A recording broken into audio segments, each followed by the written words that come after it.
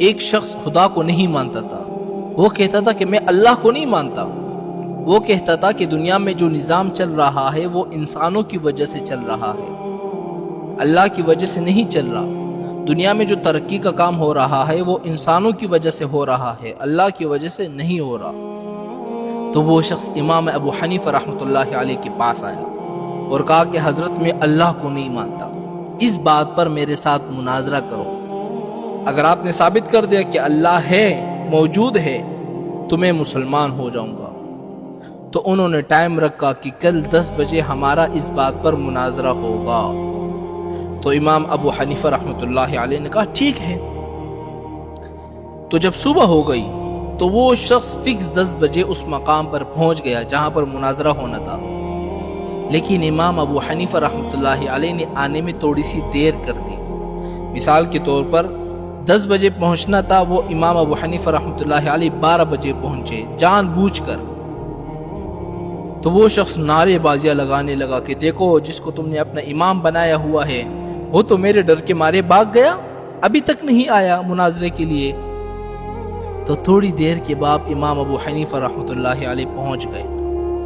تو اس شخص نے کہا کہ امام صاحب آپ اتنے لیٹ کیوں ہو گئے؟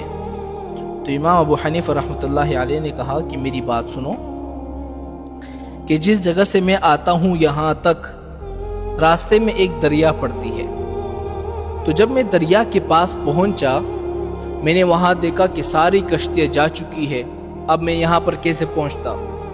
تو میں نے اللہ سے دعائیں کی، اللہ کے سامنے گڑ گڑایا، اللہ کے سامنے رویا۔ تو پھر میں نے کیا دیکھا کہ ایک درخت خود بخود کٹ رہا ہے، خود بخود کشتی کی شکل اختیار کر رہا ہے، خود بخود میرے سامنے کشتی تیار ہو رہی ہے، میخیں لگ رہے ہیں اور ایک کشتی کی شکل میں تیار ہو کر میرے سامنے آ گئی۔ تو میں اس میں بیٹھ کر پھر یہاں پہنچ گیا۔ تو وہ شخص کہنے لگا کہ یہ تو پاگل نہیں ہو گیا، ایسا بھی ہو سکتا ہے کہ ایک درخت خود بخود کٹ جائے، خود بخود کشتی کی شکل اختیار کر لے، خود بخود اس میں میخیں لگتے رہے، خود بخود آپ کے سامنے آ جائے، یہ سے ہو سکتا ہے؟ تو امام ابو حنیفہ رحمۃ اللہ علیہ نے فرمایا کہ جب یہ چیز نہیں ہو سکتی تو مجھے یہ بتاؤ کہ دنیا کا نظام کیا خود بخود چل پڑا؟ اس کو بھی بنانے والا کوئی ہے نا۔ تو وہ شخص بالکل لاجواب ہو گیا، چپ ہو گیا۔ تو شخص نے کہا کہ امام صاحب چلو میں آپ کی یہ بات مان لیتا ہوں، مجھے یہ بتاؤ کہ اللہ اس وقت کہاں پر ہے؟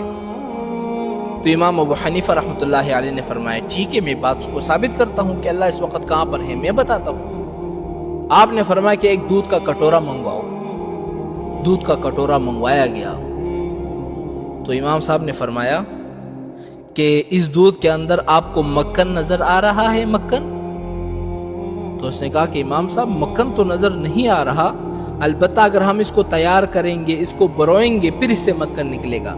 امام صاحب نے کہا نہیں مجھے مکھن دکھاؤ، اس دودھ کے اندر مکھن ہے کہاں پر؟ تو شخص نے کہا کہ مکھن تو ہے نہیں، لیکن جب اس کو تیار کیا جائے گا تب مکھن نکلے گا، مکھن اسی دودھ سے نکلتا ہے نا میرے بھائیوں۔ تو امام صاحب نے کہا کہ نہیں مجھے مکھن دکھاؤ۔